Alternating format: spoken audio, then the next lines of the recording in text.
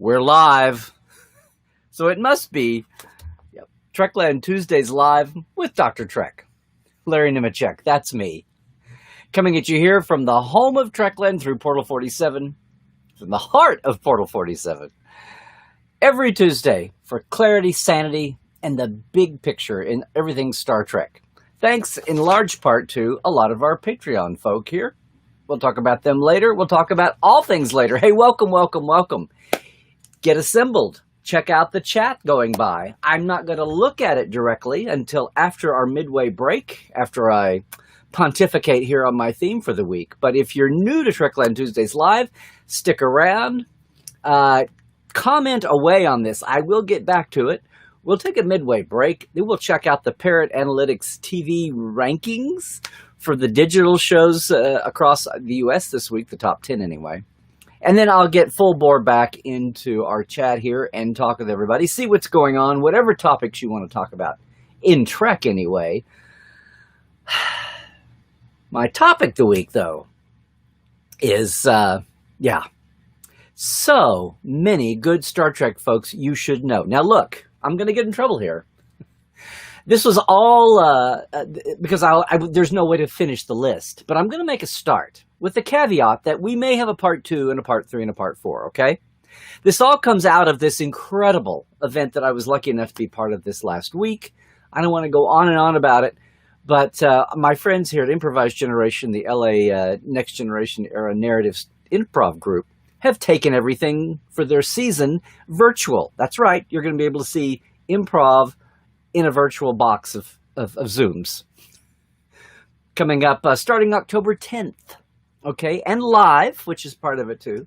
Their whole catalog is on YouTube. You can go check out a lot of their older shows when they're in the normal black box. But this is a special virtual event to introduce a virtual season. I got to co-host it, and it was in a cocktail party mode. They came up with, which kind of breaks up any Zoom fatigue you may be having for all the wonderful panels that still have somehow, in only 3 or 4 months, gotten to be a little old. Well, we broke that up, had a lot of short bits. Wonderful people. Broke some news. Armin got to release his book title.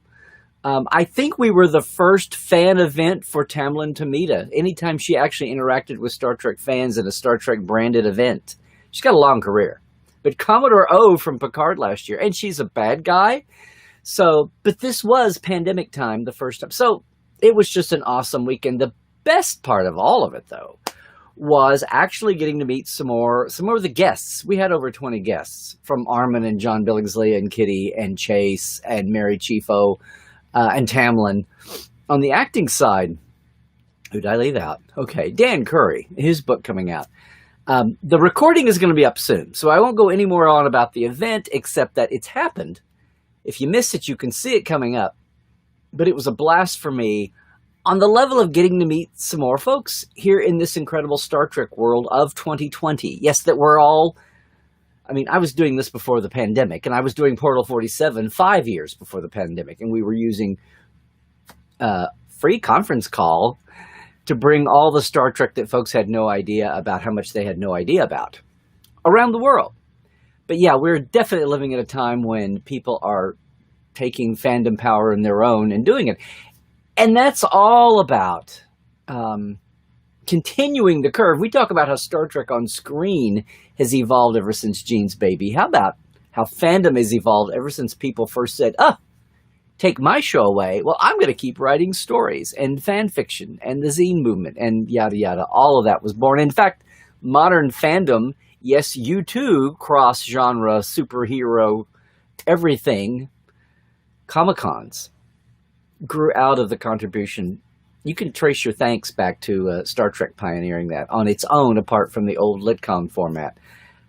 We've talked about that before. What I'm saying is this generation of fans and the way it filters back into mainstream commercial Trek is full of incredible people. And right now, even as we've had the combination of the tech revolution that's let me and many more do things like this, it's been a revolution in idea and thought in mainstream media to the point now where we have even more of a roundabout two-way street going on with that than we know. The result is we've got even more IDIC than we've ever had before. And yeah, the social landscape is full of upheaval. For the good and for the not so good, and nothing else, ripping a scab off some of these wounds that have been papered over for so many years. Hi, Twitch. Hi, everybody on Facebook. I hope we're in sync this week. We'll find out. I've been repairing them for the YouTube feeds. But I will get to everybody commenting, hopefully. Hopefully we will, things are going well. I will get to everybody's comments. Hopefully this is bringing up some stuff people want to talk about. But what struck me as I finished that event, get back into checking in, because I really had good old tunnel vision. I can tell how great an event it was, how good I felt, that I was exhausted when we were done. We'd worked for 2 or 3 weeks on this intensely between the guests and the tech and doing it on Twitch, and it was so awesomely mounted. My thanks again to Arlo Sanders and Sarah Mountjoy Pepka over at Improv Gen for the tech of it, and it just looked beautiful, and everyone had a great time. And of course, my co-host Elise Pearl. All from that group. I was the odd one out, but they were gracious enough to have me come in and co-host and let me promote Portal 47 too and everything Trekland. But yeah. People you should, and then I turn around, look at the internet, get caught up in the world, and keep seeing more and more of that. It just struck me this week. I just wanted to talk about, or at least to start talking about, because there's no way. I'm not arrogant enough to think I've met everyone worth knowing in Star Trek right now, because we're in a revolution. I mean, I joke about the podcast popping up every week. It's not quite to Fan Film 2015 scale, where there's something new announced every week. But every time I turn around, I see some new folk doing some kind of a new podcast. And, you know, my old thing was I don't want to do anything unless I'm actually trying to add. At least the goal is to add something new to the conversation. And that's not to say anything about everybody. We've got mom and pop. Mom and pop, does that imply you have to be 50 to do one? No, not at all. So many people just wanting to talk about Star Trek in their own way, just the way so many fan fiction writers in the 70s, the first thing that hit them was they wanted Star Trek. They wanted more Star Trek. If they're going to make it themselves, the first thing that occurred to them was to do stories. Behind the scenes, nonfiction, all of that deep diving wasn't quite thought of as a known quantity yet, hadn't been invented, all came along. But that's the way the world is now. And every day I see new podcasts popping up. That's great. What happened over this weekend was we had a podcasters panel just for starters. And I had seen this going by. I've just the last few weeks got to talk to Jesse Gender, who's got an incredible cross-genre show, but Star Trek is a big part of it. I just saw where got to 20,000 subscribers. So congratulations, Jesse.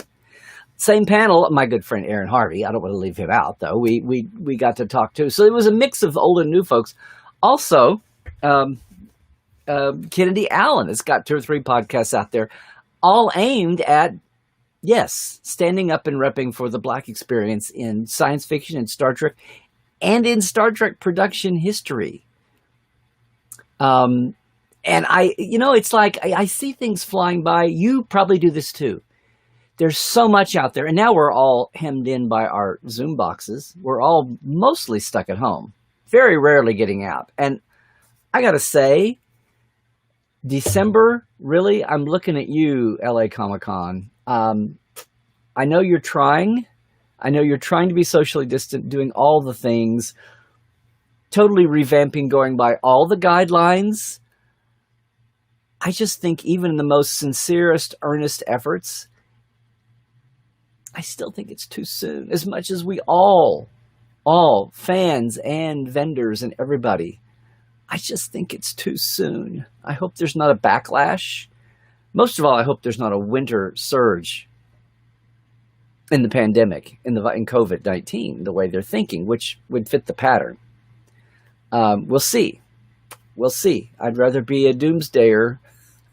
I'd rather be a naysayer than be caught unawares, deer in the headlights. But I'm just thinking it may be a little too soon. And of course, we've got Trek Vegas out there looming, which is moving straight ahead. You see new announcements, but so many people are just thinking it's just not going to happen. We'll see. We'll see where everything is by December. A lot of folks are just not going to either one either way. They've already announced, they've already said. That said, even more so, here we are. Here we are trying not to drive ourselves stir crazy, and still our good old human creative need here. It's been the eternity of 6 months, and virtual fandom is already getting old, and people are inventing new ways to get at it and new topics. On one hand, it's it feels limiting a little. On the other, it's very explosively creative, and folks are coming up with new a podcast ways and means to get at it. And you know what? They've got an audience out there. So look around, go to all your podcatching places, iTunes and Spotify. Go to all the places, and more places are carrying podcasts. Check out and just take a second sometime to look at the wide variety. Now, that's just a couple of examples just from who I was meeting over the weekend. And this isn't just about podcasting, but that's kind of a place where things are going. I mean, I was thrilled to meet Aki and Sam DeLev from Eliza's game world, tabletop world, the Star Trek. I mean, it's funny to me that you have to say tabletop before roleplay, before RPG. But I didn't handle that panel. She was with her bunch, and they had time to just give people a taste of that.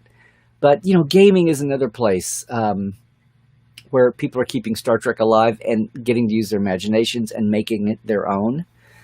That's a whole world. And I'm not going to go there. I'm going to move on because of just kind of this unfolding domino experience. Yeah.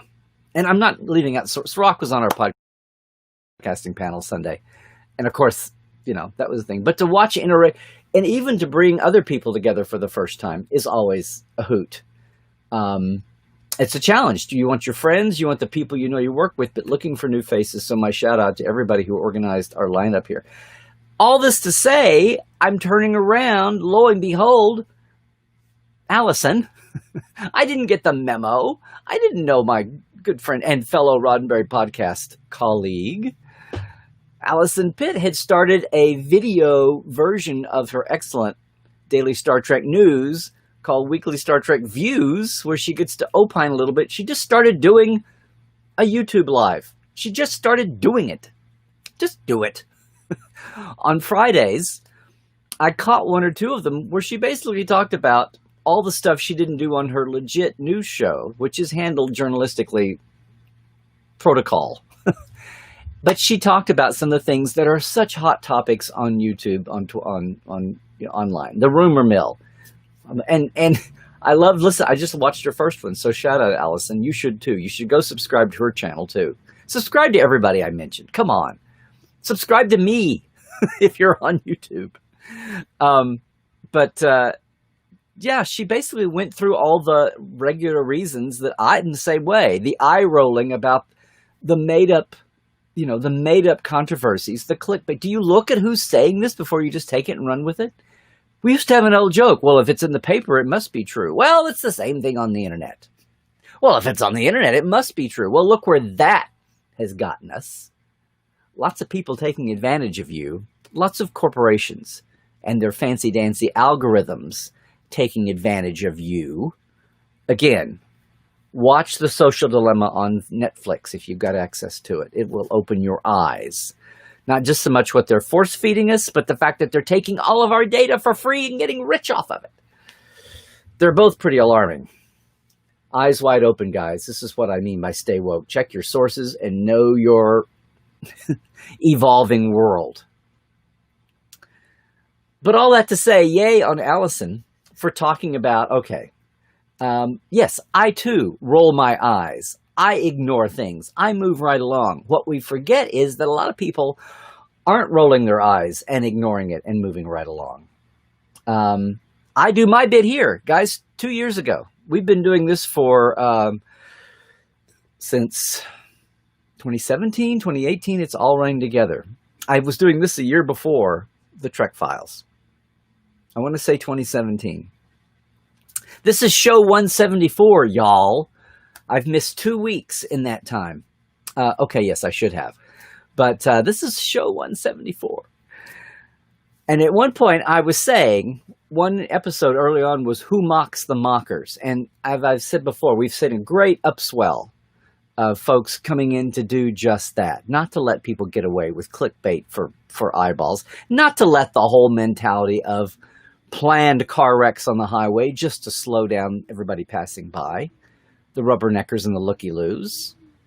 Just to get attention. Much less clickbait. Maybe a few extra rubles. Who knows?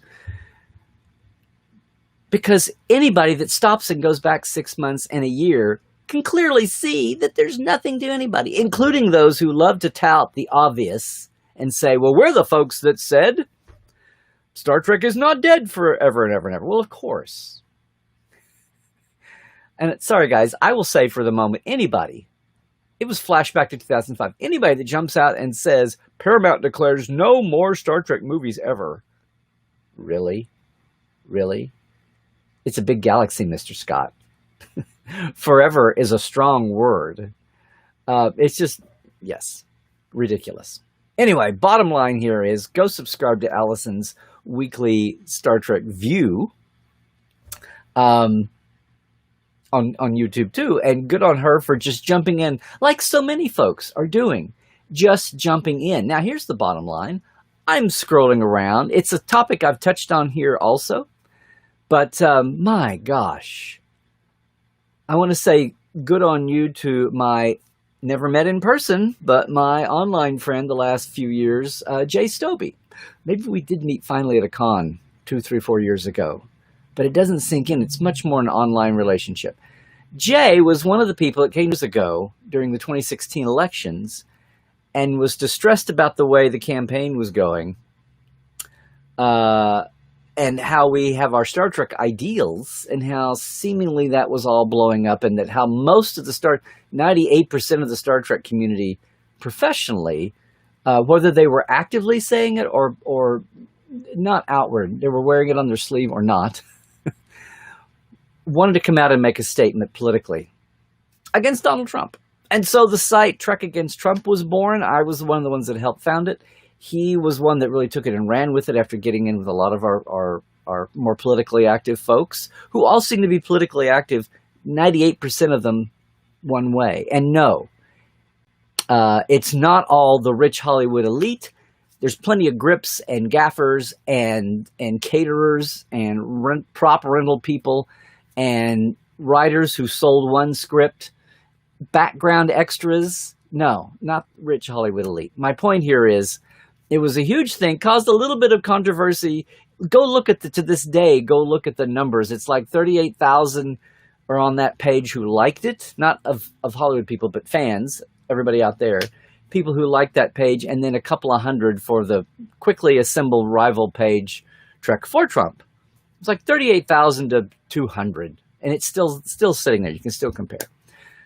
My point here is good on Jay because he's built that into actors, not just politics, but doing good, connecting folks to their charitable, all the actors and other creatives that fans know and recognize that have a brand, a platform, and connecting that to all the good, all their causes, their charities they may have had, or helping them find one.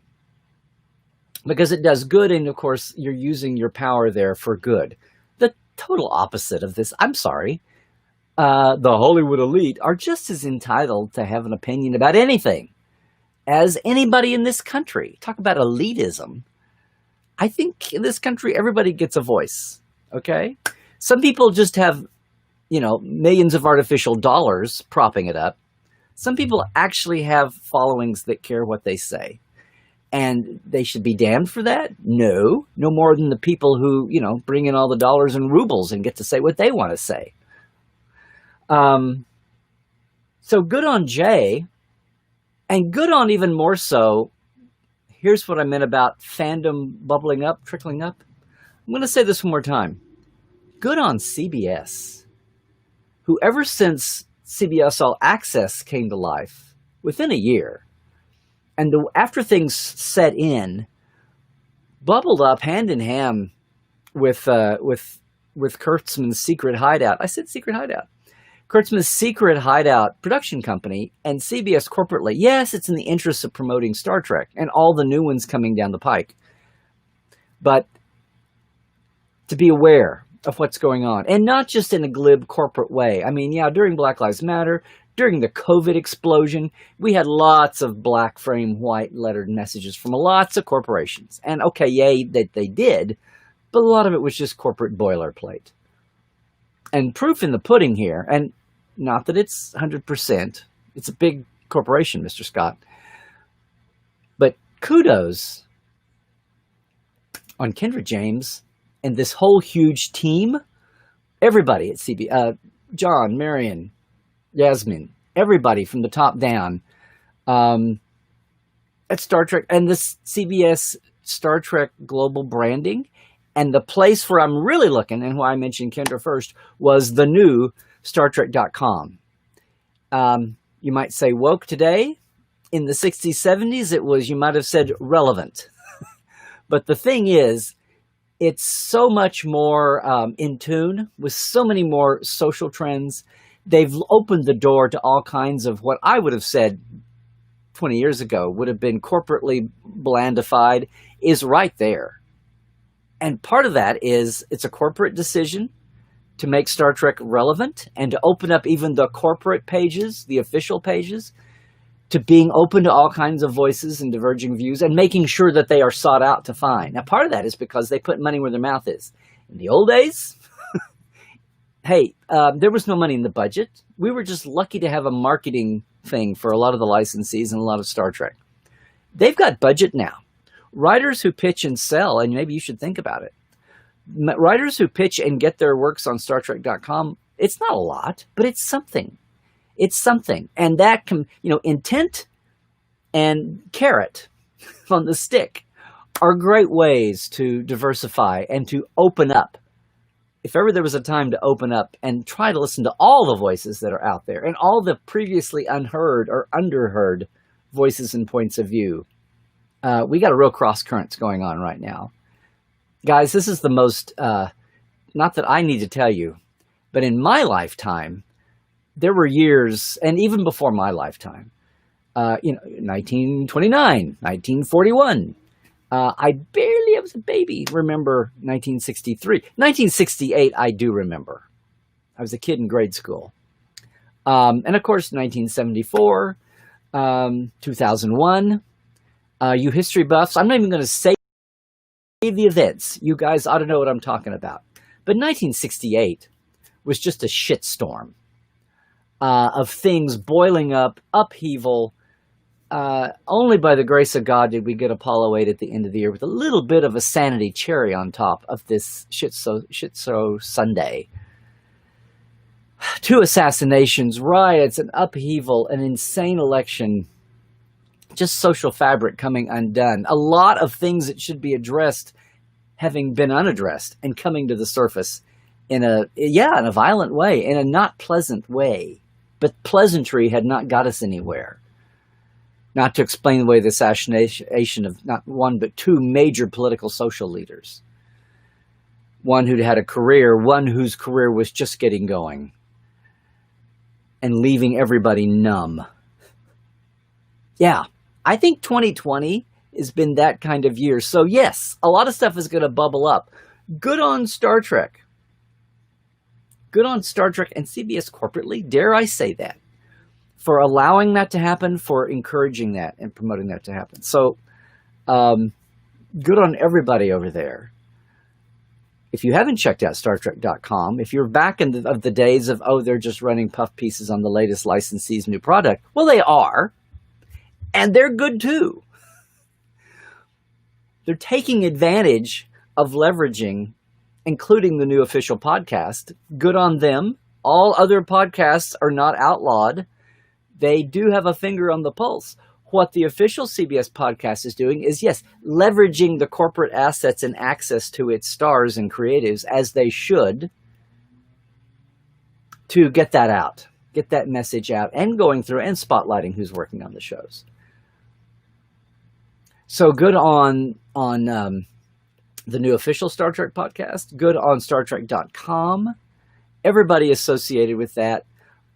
good folks you should know. Tawny Newsome is from Trek World is the co-host on that, on the official podcast. And people have come to love her and her voice and the entire thing. I think much of fandom, if you didn't start off thinking you were going to enjoy Lower Decks, I think a lot of fandom has turned around and been relieved. People who had legitimate questions about how comedy and animation were going to handle a Star Trek, I think there have been a lot of folks won over. I know a lot of folks, sincerely, they may love Picard and Disco, but they just don't appreciate the humor in Lower Decks. Good enough. Prodigy is going to be a completely different bird. It's not going to be a comedy, for starters. It'll be more angsty, adventure-y, young adulty, for reals. And we'll see how that goes. But guys, I'd been in such a tunnel. And just the last 2 or 3 days, today, I just wanted to give a shout out to some folks by name, some things by entity. If you haven't been watching or paying attention, or if so much is happening as zooming by with everything going on in the world, much less in Star Trek, and yes, we are in a not fallow time right now. That 23 weeks straight of new Star Trek was not just a great marketing line. It's true. We're about to have another 2 more weeks of Lower Decks. And then, 12 weeks of, 13 weeks of Discovery Season 3 that was filmed a year ago. Started filming a year ago. Because when that's run through, straight through over the holidays into January, it may be a while before we have any new Star Trek. And the next thing may ultimately be that we see Prodigy, the animation that's able to be shot and done in a halfway competently compact time frame, shooting and then the post. It's going to be interesting to see how things have adapted across all of Hollywood, TV and movies right now, as we still are adjusting to this insane pandemic world with the political world, the social world right behind that, and what kind of adapting we do in a practical way to get products out to us, much less what we're doing on the event side of things, how we're able to enjoy it. None of us are going to forget these times and how they've affected seemingly every aspect of life, and how everything, the scientific, the social, the political, the recreational, everything is so intertwined right now, not just with the pandemic, but the way the pandemic is treated and the way both of those things treat us and what lives, where our mental health state is, what our financial state is. It's like where no one has gone before, kids. Really. Oh boy. Well, if that ain't food for thought, I don't know what is. My point is, in the middle of this, there's some awful good Star Trek folks you should know if you don't. And it never hurts to take a breath and look around and find some on your own. Whatever little platform I have, that's the thing I wanted to say this week. All right? Hey, we're going to take a break in a second, and I will come back with a look at the Parrot Analytics TV digital ratings for the U.S. here in a second, like we do every week. Then I will turn attention to the chat here. Just one moment. I know the last couple of weeks, we are still experimenting on sync.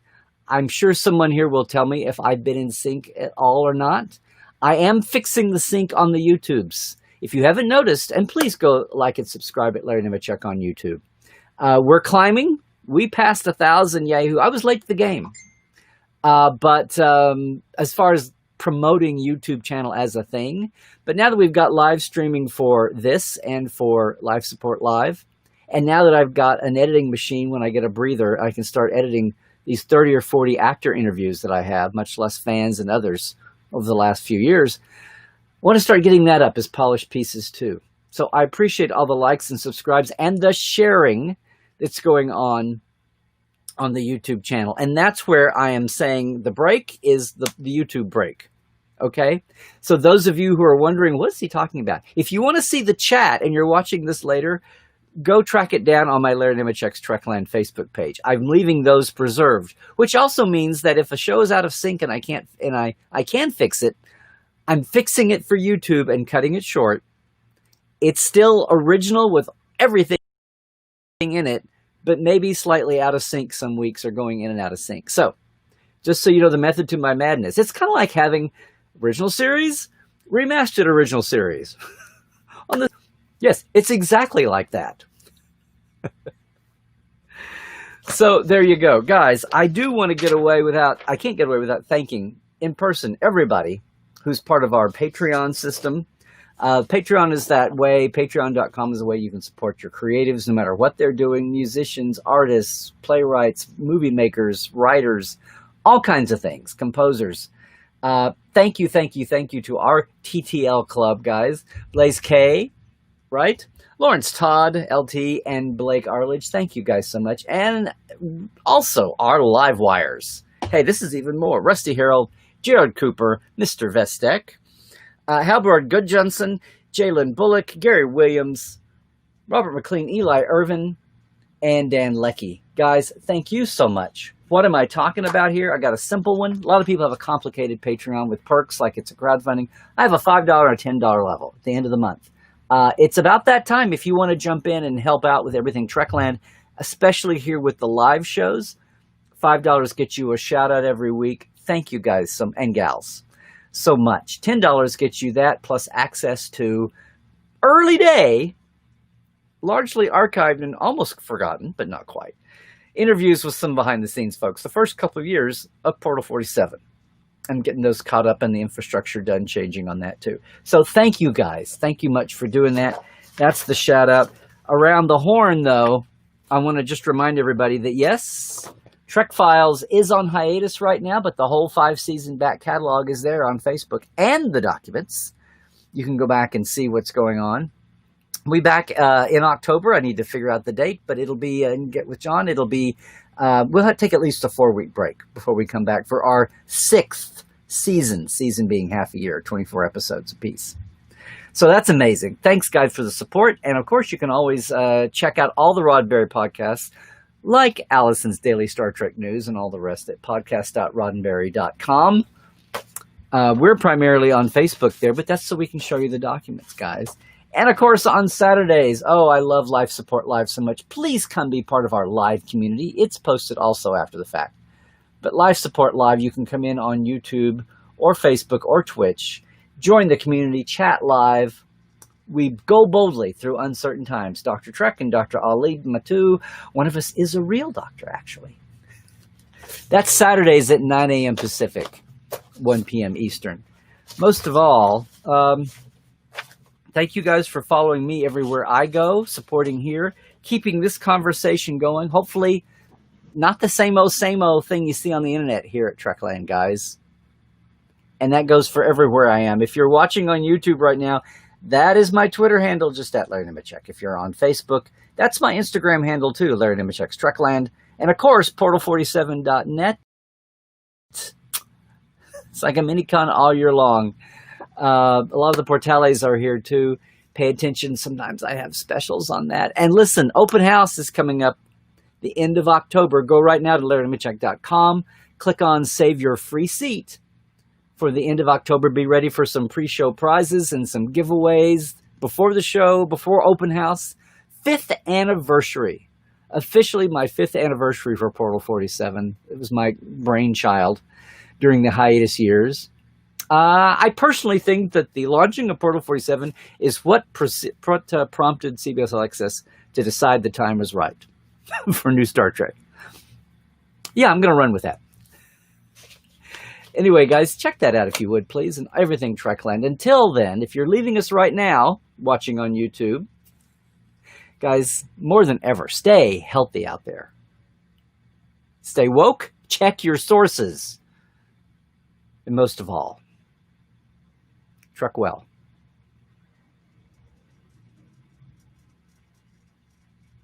Alrighty.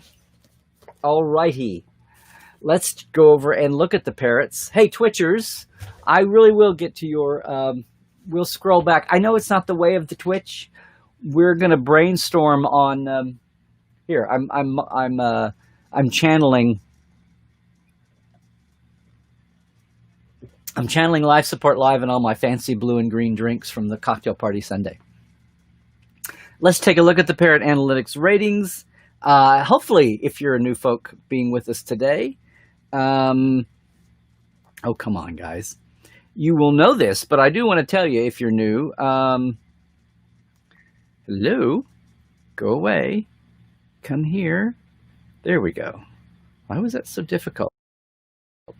The Parrot Analytics company out of New Zealand, missing out by not having a way. Why let those mysterious new streaming channels like Netflix and Hulu and Prime and yes, CBS All Access, why let them get away with keeping everything so close to the vest about what's popular, what's not, and just how popular is it?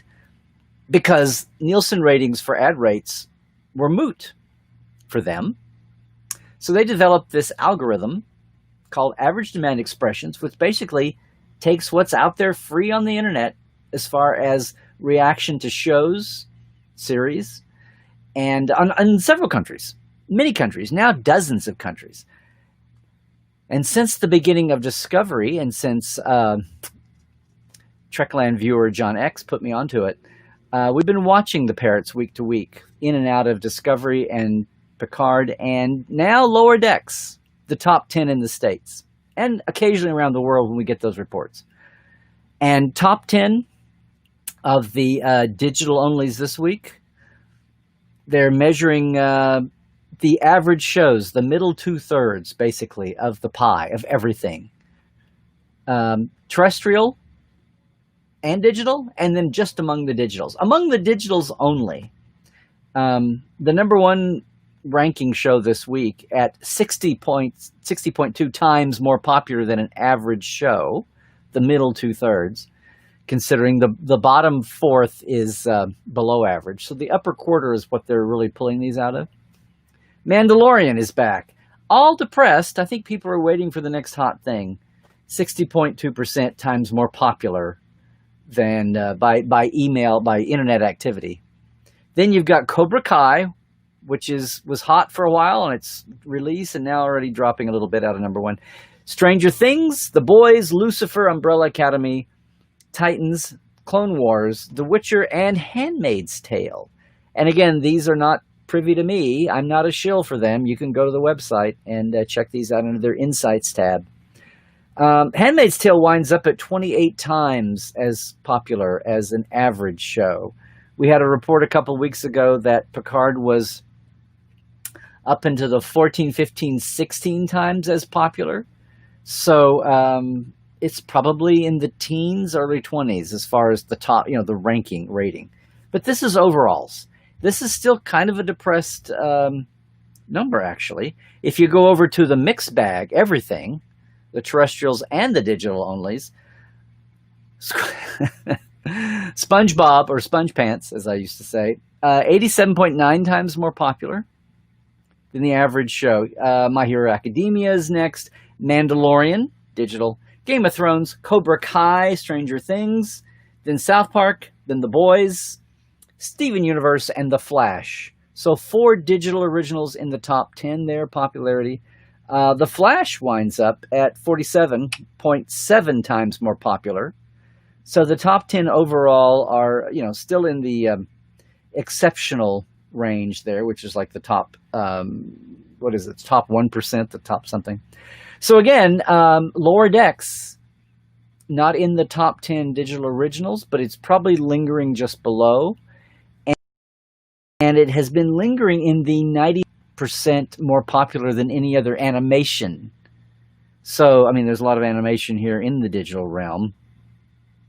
What do we got here? There is no top 10 animation here. Ha! Okay, well, there you go. Oh, terrestrially, yeah. SpongeBob and Academia and all that, but of the digitals, and South Park and Steven Universe, but of the digitals, no animations in the top 10 this week. I had not thought of that until we got there. So, guys, there's your parrots for the week. And again, if you are, let's look and see what's going on with the chat. And if you are new this week, I'll try to give a shout out. So if I say, hey, you're new and you've been around lurking, or maybe a couple of months ago or a year ago, don't be offended. I'm glad to see everybody. And hopefully everybody's got, feels like popping off a little, because that's what we're all about this time of the show. Hey, Captain Stewart. Good to see you too, man. I feel like Ed Sullivan when I do this. See, I can do this too. Oh, that's different. That's a different thing than on Saturdays. Oh, that's because that's Ecamm. This is, there we go. Richard, hey. And how do I undo it that way? How do I get rid of it? They go away. I've forgotten how we do this. Anyway, hey everybody. Hey. All of our regulars, it's good to see everybody. And again, I'm backtracking. Okay, Van, good to see. It's even good to see you, Van. When I told you Kurtzman would be good. Well, they're not done yet. And give people a growing through, okay? Jolan True Cairo holding down the Twitch front over there. Cairo 47. Christoph says, drinking a breezer that you'd opened with a DST bottle opener, just saying. There you go. Daniel Adams. Well, DST cancellation confirmed. That's officially 2020 done. Yeah, as I've told the Portales, I didn't tell them, but I was strongly hinting that was coming because I knew that was happening, and they made that decision like months ago. But things have to play out, and you can always be surprised, you know. So didn't surprise anybody in Europe. Cool thing about my channels, guys, and my shows, most of the time, we have people from around the world in here. So you want to make some new fan friends, check out all the Trekland shows. You will probably find some folks from across both ponds. Hi, Aaron. There I am. And I yelled you out. Hey, Earl Grey Trekkie 1701. Hi. We've been Twitter talking. Yeah, there's a phenomenon. It needs a word, guys. I don't know whether it's Twitter clumping, but I'll look over on Twitter and all of a sudden I feel like I'm in this giant snowball of people that's rolling down a hill. And sometimes it picks up more people. But it starts off with this giant paragraph of about 20, mostly podcasters, I think, and mostly new wave podcasters. And hey, I'm thrilled to be included with anything called new wave. Podcasters and YouTubers. And it's just and one person at a time says 8 words, but all 20 names are up there together. And it's cool, but it's just funny. I just have this image of a snowball gathering names as it rolls downhill. Let's see. Glenn Williams. Yes, we had the great Emmy-winning Dan Curry, whose book is coming out from Titan. It's been moved back to December 1st, but everybody, you can go pre-order, okay? I would talk about Jeff Bond's and et cetera's motion picture book, but mine has been held up in the mail, and we're still waiting on it to get here.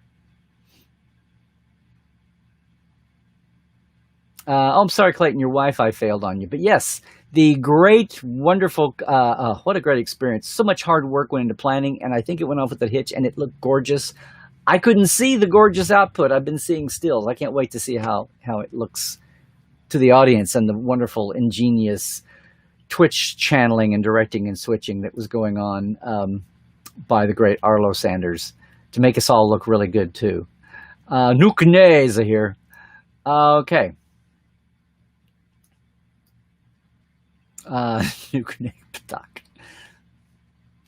Fanfic, where we fix the mistake. Hashtag Picard needs Bev. Hey, Rebecca, good to see you. I haven't seen you in a while.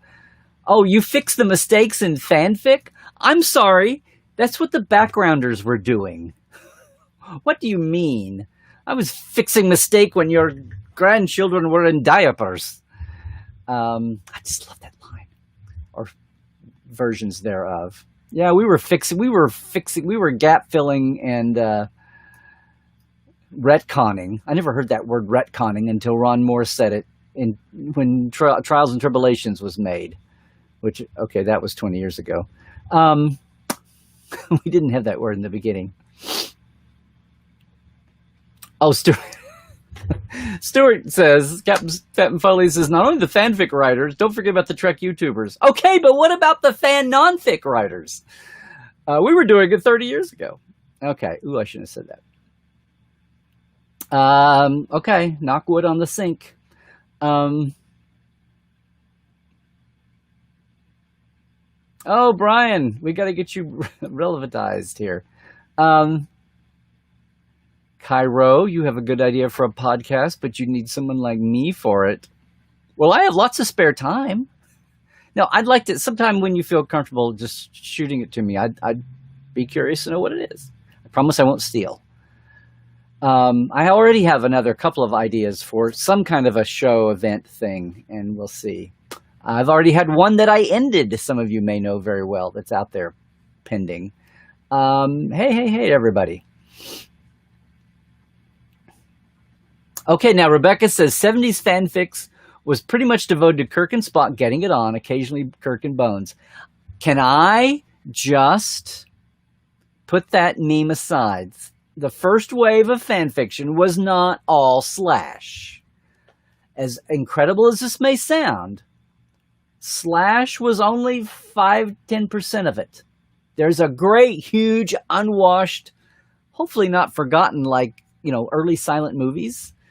Hopefully not to be forgotten pile of fanzine, fan fiction stories that are totally hetero, totally straight-ahead adventure-y.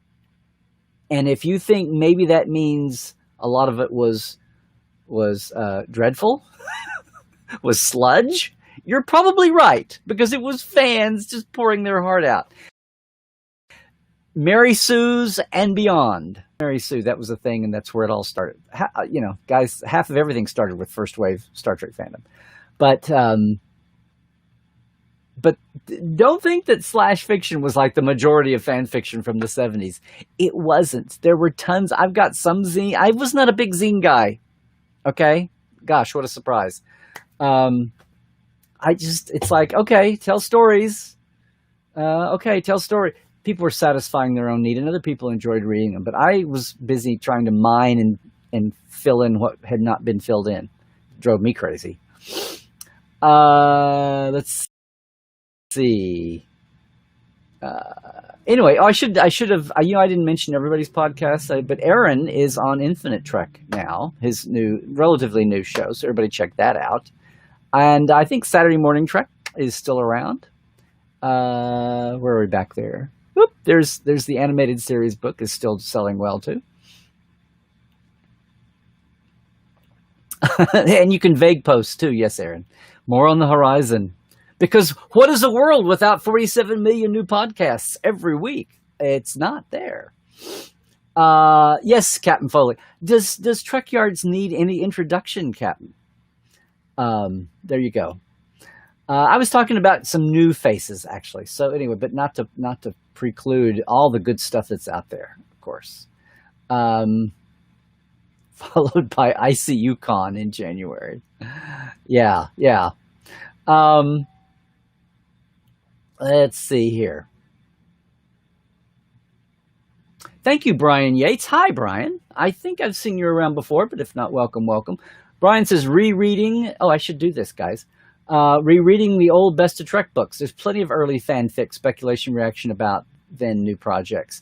Yes, and what's crazy is the Best of Trek it's like the nonfiction people that Best of Trek had were always out of the mainstream. Okay, number one, there's only 8 or 10 people, I felt like, in the whole country that cared about nonfiction. And then Best of Trek managed to, in the Trek magazine, and then the Best of Trek reprints, which now have survived, of course, the magazine, eat more than the magazine. But the Best of Trek nonfiction people, it was like how did they find somebody who is not in sync with the going groupthink of the best way to get at things, the best way to solve things? Anyway,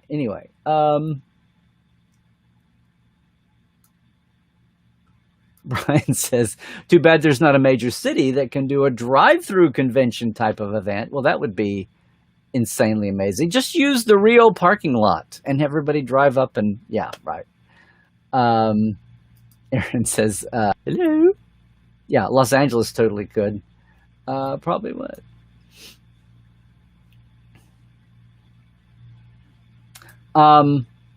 Rose says, hi, Rose. I hope you're doing well. Coming in from YouTube. Good evening from the UK, and you, yay, just suggestion, why not have a top 10 of Lower Decks? Well, there are 10 Lower Decks. I need Lower Decks to perk. I mean, there's some that are obviously I enjoy more than others, but it's not like one was like, oh my God, that was a clinker. It's not like a good old Next Generation season when oh, there's Aquiel. Oh, there's Night Terrors. It's not the obvious. Oh, there's Shades of Grey. And we went out of sync. Okay, well, there you go. At least I don't have to fix the first half of the show, according to Clayton. Daniel says I was going to start YouTubing, but you sound incredibly boring. Hey, don't let anything get in your way, guys. It's an exciting time, and you never know what's going to happen. And this says drink. Oh, Aaron says it was the first time Jesse and you got to talk face to face, even though you found out she came to a night shift show. Okay. Aaron, by the way, besides being podcasting, everybody was a member of the spin-off improvised generation show called Night Shift. That was a kind of an experimental lab show of, stop me if you've heard this wrong, lower deck people, what was happening at the same time the main adventure was happening above deck. Formed that idea a couple of years ago. And imagine how surprised they were when they announced the plans for lower decks. Very cute. Glenn says sync tied to some event on the computer, like notification or screensaver. Maybe, not a screensaver. Maybe something popping up. I don't know. We'll see. Brian, what about you, Brian? Yes. Brian's got a podcast coming, and apparently it so consumes his time that he's not watching when my events are coming by. Hey, LT says, the question is, does anyone have suggestions about podcast syndication?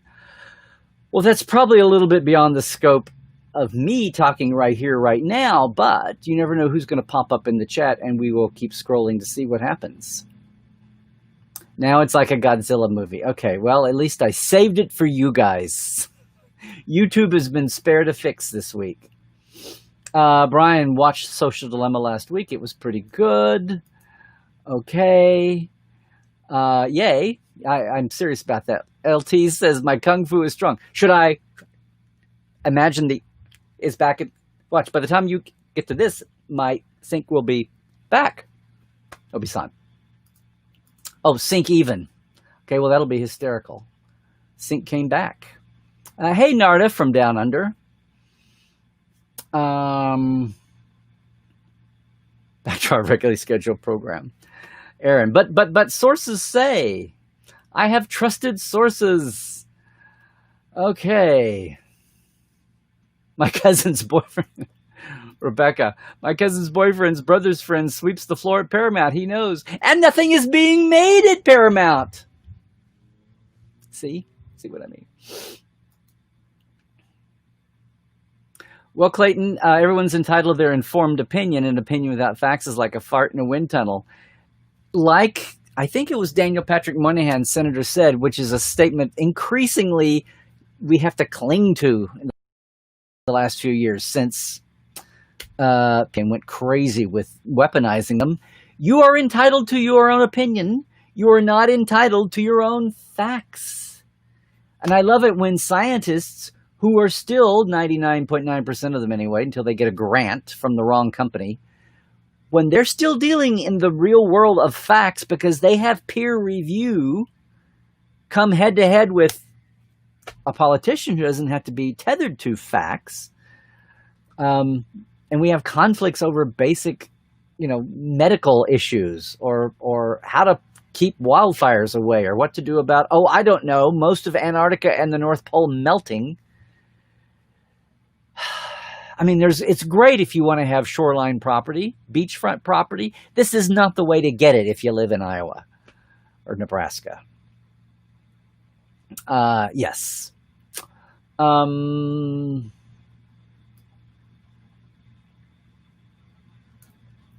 Well, Christoph, I'm so glad that I'm able to bring yet another little level of entertainment to the world.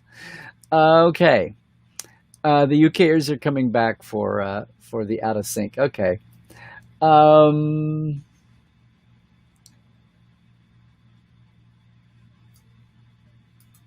There you go. Look at the latest Trek novel on author announcements to see another example of relevance.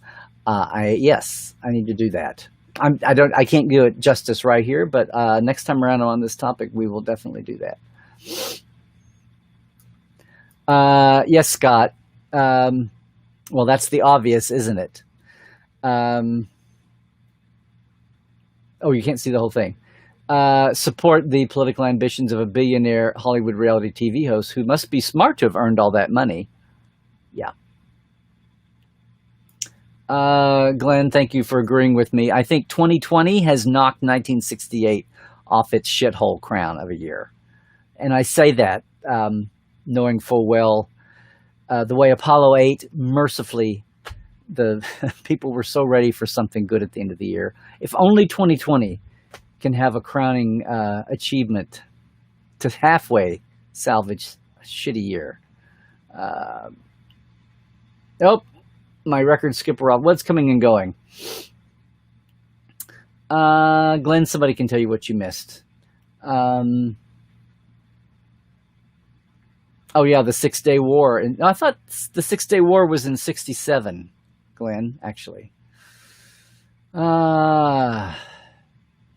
Hey, David, you're working but listening in for a bit. Well, thanks for joining and being with us anyway. Thanks everybody for being in. Hey, William, another Okie Bud back from SoonerCon land. Glenn, that's okay. You haven't been able to get through a whole episode.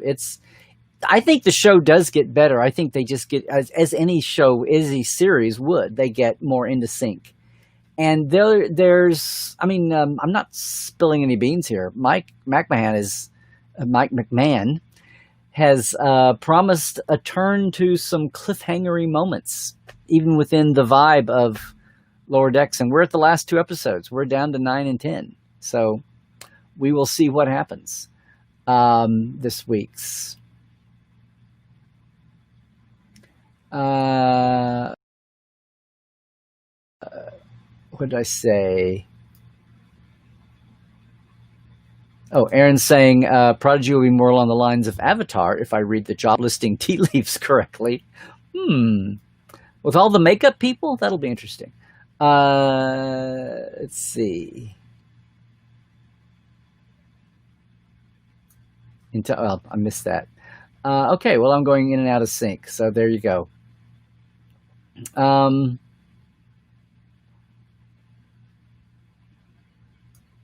Okay, Christoph, thank you for reminding me. I truly, truly, truly will never be on a par with remastered TOS or TNG. Yes, I'm sending 720, barely. I'm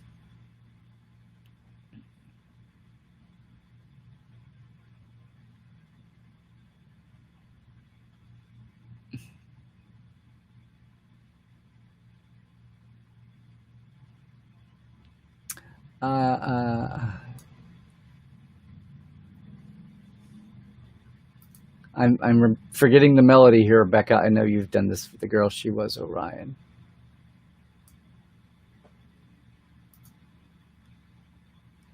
And Saturday morning Trek is why we have Lower Decks.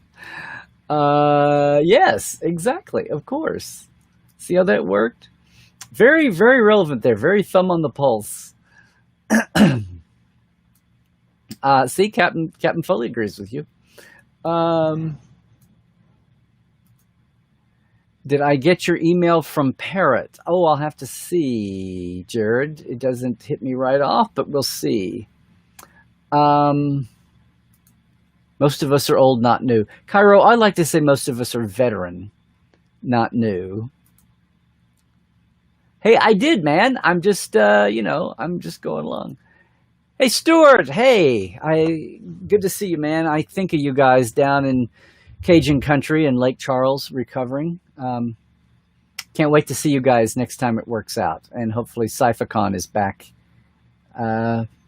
recovering along with your whole area down there. Everybody, let's not forget, with all the insanity going on in the world too, we've got decimated wildfire areas, but the Gulf Coast down there that took the brunt, they're going to be cleaning up for a long time, especially from the first wave there.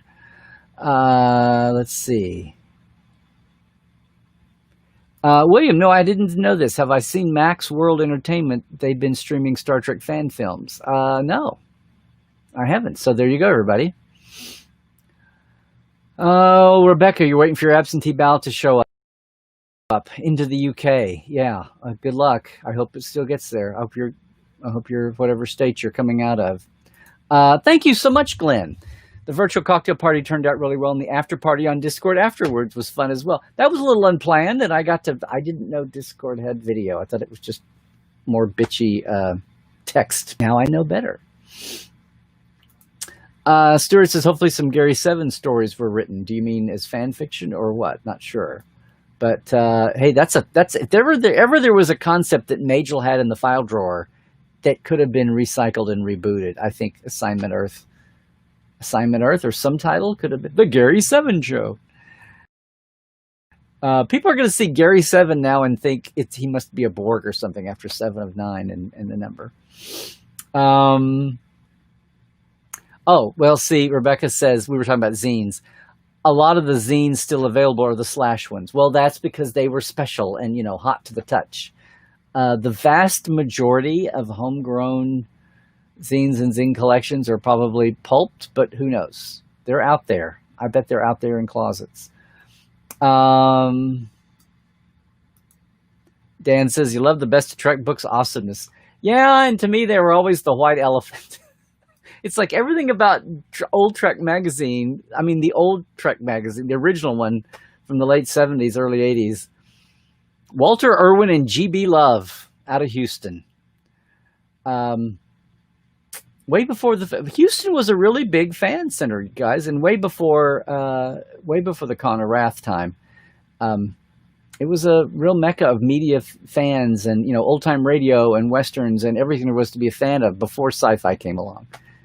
But the Best of Trek books are so fun. The Best of Trek books are reprints from the magazine, and 30%, and I bought them all, but 30% of it was people with obscure ideas that weren't in the mainstream of, and I've said that already. Okay.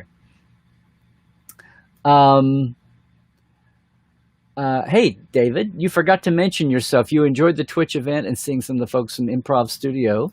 Thank you, David. You're a regular. David's a regular coming up to a lot of the improv shows, the Improvised Generation. And it does feel like it's been ages, a dog's age, since we had live shows. Well, they started their 6th season in March, just in time to be shut down. Hey, Stephen. Hey, Tex Trekkie. In a way, you've been podcasting Star Trek all your life, it feels like. It's what I would talk about to anyone who would listen. So personal podcasting, there you go. So I figured, why not do it in front of a mic and a camera? There you go. And you've got a budding, building audience there. And it's definitely the Texas Austin. Christoph says, should we expect a cliffhanger at the end of LD Season 1, Lower Deck Season 1? I think so. Isn't that what Mike said? I know he said that there'll be some really relevant issues come down the pike and things for characters. They would not be quite so standalone, no consequences at the end. We'll see. Of course, I say episodes, and of course there's a fan for it. So I'm not putting anybody down. Some of my reaction is reflected by what the writers would tell me. We'd get to the end of the year and do the reviews.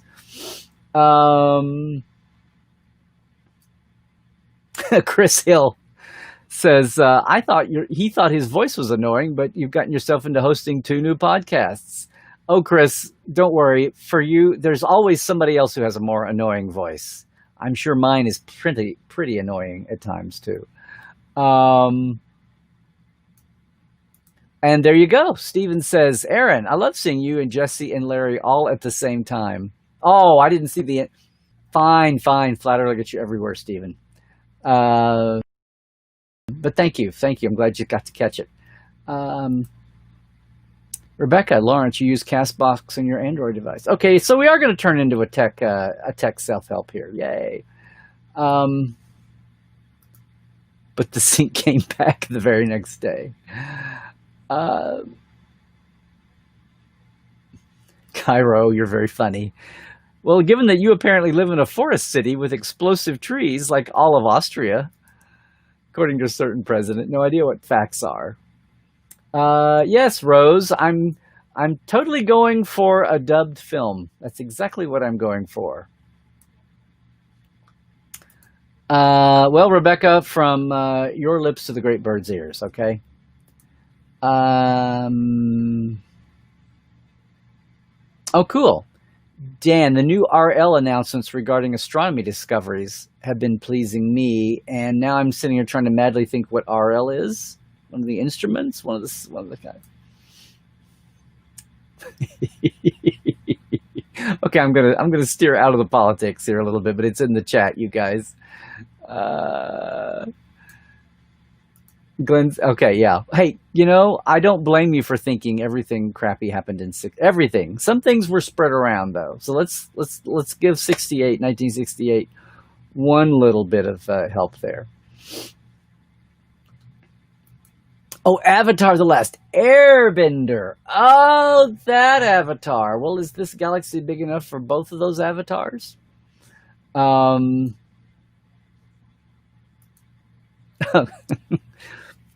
Cairo. Discord is a party silo. Unfortunately, a silo. That's what I don't like. But party silo is now Trek canon after all. Yeah, party silo is Trek canon. See, I think silo, and I should think farm, but I also think of like nuclear missile silos. It's a handy word, as you saw in First Contact.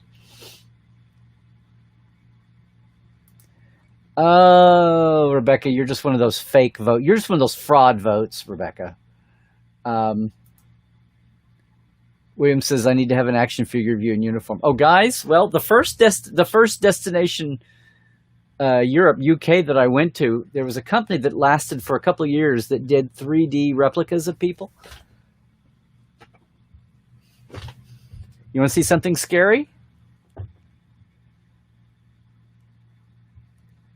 Is that insane? Yeah, with the this is the 2014 Geek Nation Tour shirt that I'm wearing. This is just scary. They did these for all the guests and fans who paid. And it's just scary. It's a regular 3D scan like they use for action figures. And I know it's just a little scary, including the back design. It's just weird. Anyway, so that's not an action figure, but it's close enough for me, scary enough for me. Dan says, knowing about the Star Trek Explorer series of mini-mags, they seem ultra-rare, and I'm wondering if they were done by the same folks as Star Trek Magazine. That doesn't ring a bell right off, but that doesn't surprise me. Lots of things are done as samples and prototypes and sold in different markets and all that. Rose says, why not try to paint a picture of Lower Decks for the people that haven't seen it? I will not paint a word picture, Roddenberry. Oh, that's from Inside Star Trek and Mark Sarek Mark Leonard doing Sarek. Hey, Trekker Prize is here. Hi there, Larry. Good to see you. Hope you see you too. Hope you're doing well. Sending good vibes from Scotland. Well, thank you, sir. And good thing for you. Oh, real life. Yes, real life space. Sorry, guys. I'm used to thinking IRL, in real life, okay? We're in such a crazy time that IRL has to get shortened to RL. IRL, guys. IRL. Come on. Yeah, the microbial life on Venus is kind of amazing. Far from sure, but... Lawrence, I'm the Crash Davis of podcasting. As long as you're not the Clutch Cargo of podcasting. There's a reference for you.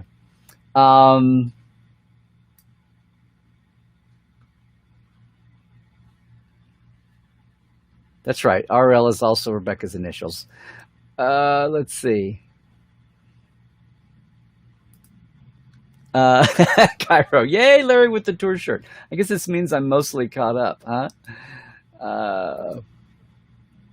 Scott Martin got one of those figures of you in a Trek uniform. Yeah, I think they may have gone under since then, or they've radically changed their business model. Kind of my opinion too, Rebecca. Awesome and weird at the same time. Yeah. That was my first That was my first destination in the cow barn. Actually, it was the East Docks cow barn as opposed to the Manchester cow barn. The way you guys build convention centers or trade halls or whatever they're called in Europe is just amazing. Does that count as an impression drink? You guys are bringing the life support live drinking game over to Tuesday's live. Was that ever fully amended? Okay, well, Star Trek Explorer was issued. It may have been just in one country, so I will look it up. You all can help me. Thank you, Trekker Prize. Star Trek Explorer was a UK-based mini-fan magazine back in the 90s. I have a few of them. They are good.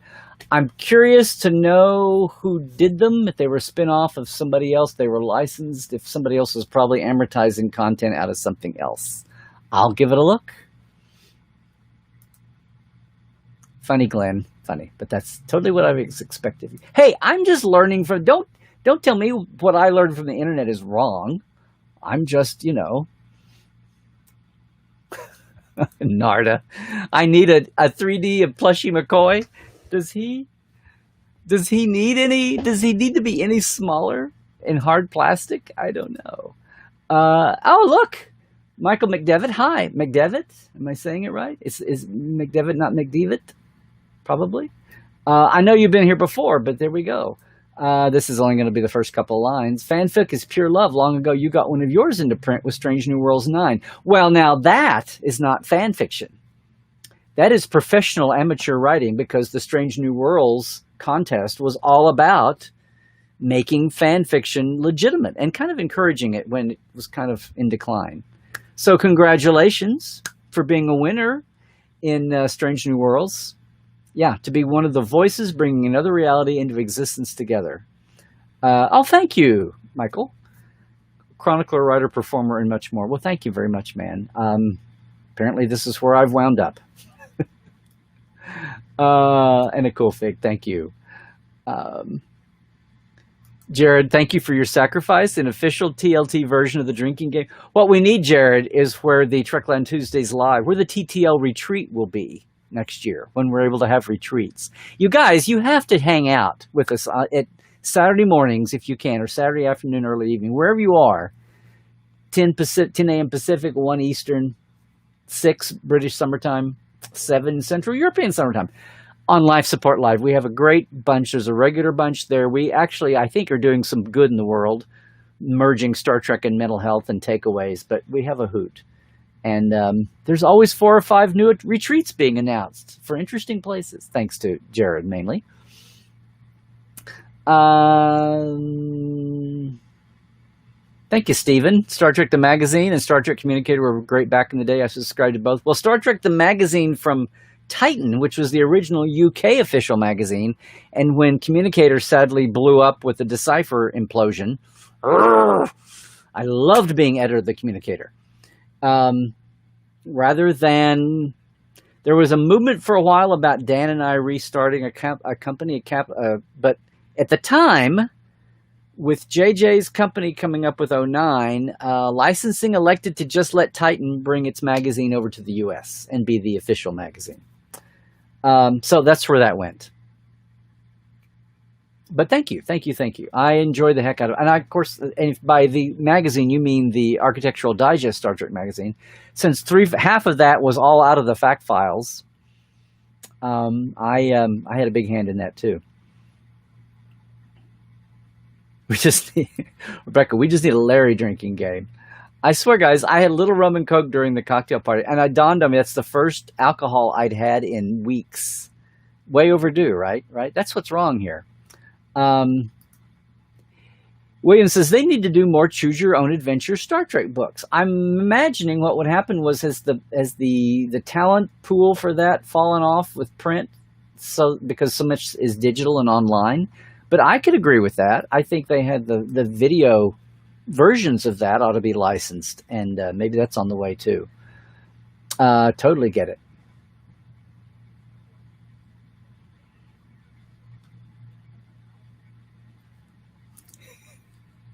Thank you, Robert. For what it's worth, those abbreviations are, as far as I know, all the rage when not in real life, but in your humble opinion, somewhat overvalued. Yes. I'm madly trying to think of a great comeback here, but all I can think of is, it's the PDQ on that. I don't remember them at VFEICC. Trucker Prize, they were A5. That's 8.5 by 11 Europeans version, slightly bigger. Size, color, cover, and black and white inserts published by Titan back in 2001. Oh, the official UK Star Trek Club's magazine. Oh, I've got some of those somewhere. Yeah, Explorer was the official, when there was a separately licensed UK fan club like there was in in Australia, Italy for a while, Germany had one. Licensing was licensing official fan clubs around the world, even though the American one could still be handled internationally. Yes, Explorer was Titan's entree into having a license for the UK official fan club when there was a thing. I mean, there's no licensed official US fan club now. That died in 2005. Thank you, Jared. I knew you would. Did I get that? There we go. Yeah. Thank you, Jared. Trekland Tuesday's live retreat, Boldly Going Coffee Shop, Enterprise, Alabama. There we go. Welcome to the end of the chat. Yes, everybody's heading out. Thank you, guys. Thank you. Love to have everybody back.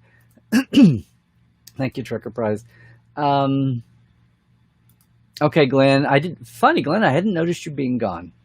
There you go, Ben needs Roman. Guys, let me reshuffle and restack here. That is the end of the chat. I guess this is we need somebody to have a sign. I need that end of the line sign only as an end of the chat that we do at Comic-Cons. Guys, so many thanks for coming out, hanging with me, letting me pontificate. Hopefully I got a little bit of stir up there. I think we got some content creators here in the chat with us who are happy to tell you about their shows. My point here was pointing out some of the new faces, new names, and some of the changes in currents. Some of the old traditional, old staid aspects of Trek fandom, even corporately, that you may be, if you're a veteran, if you've familiar with some things, the times they are changing, and some things are thankfully rolling that way, guys. Listen, thanks once again to all of our Patreon folk, right? And again, it's the end of the month. If you want to jump in and help us out in a small way and join the TTO Club and the live wires, there you go. Patreon.com/Trekland Live. And maybe eventually we will finally get the app that keeps us in sync the whole time. We'll see. There was a time when Facebook was cutting us off at weird times for nothing, when I was just doing straight on to camera. But there you go. Appreciate you coming in. If you do, jump in the next day or two, because they take the tally at the end of the month for the billing, just as an FYI. But I appreciate everybody's help there. Appreciate everybody hanging in. All the love for the Trek Files, too. I keep running into Trekophiles everywhere. We're trying to work on building it to be easier in community with the Trek Files so that Trekophiles can talk to each other more easily than a Facebook group. Hang in for that. But meanwhile, we're there on... There we go. We're there on Facebook primarily, but all the places, podcast.roddenberry.com. Stay tuned. There's news of some new Roddenberry podcasts coming. I'm not piling on. Some of them aren't strictly Star Trek, so there. But we've got some awesome ones. You guys know that. And I keep talking about it. Hopefully a lot of you can visit us live or later, wherever you are. Jump in with us on a live edition of Life Support Live, 10 a.m. Pacific on Saturdays, on right where you're watching right now, YouTube or Facebook or Twitch, wherever it is, guys, with Dr. Ali Matu, the great one. He's the real doctor of the two of us, but we both have a great time. We geek out on Trek and give you some takeaways at the same time. Hey, other than that, if you're on YouTube, I'm at the same place on Twitter. If you're watching on Facebook, that's my Instagram handle. Okay? As always, portal47.net. If you want to do this with a really tight-knit community with its own private page on Facebook, all kinds of things out of my archives and the folks that I think you ought to hear from that you're never going to hear from, most likely, at a convention stage or a podcast or an interview magazine. Appreciate it so much. Thank you guys for the love, but hey, spread the love around all of Trekland. And we're taking... we take suggestions. Drop any suggestion in the suggestion box over there. The virtual suggestion box is called Twitter and Facebook and even Twitch when we're there. Instagram too. I look forward to seeing everybody. Once again, I couldn't say it today. Word is coming of a new fun event tomorrow. Not quite as big a production as the cocktail party, but still a lot of fun from some very, very dear folks. And I guarantee fun will be had by all if you join us. It's coming up in just the next couple of weeks. We're announcing it tomorrow, so stay tuned for that. And, of course, open house for Portal 47, which is free and open to everybody. The one time a year we opened up the gates of Portal to everybody to come by to listen to a super-duper extra special guest. That's coming down the pike, too. It will be Wednesday, October 29th. Yes. So jump over to LarryNemecek.com and click on and get your seat saved for that. Okay? Everybody, time to wrap it up. Just as I say before, as I say every week, stay healthy out there. Stay well. Stay woke. Check the sources of anything you read and hear. Most of all, trek well, everybody.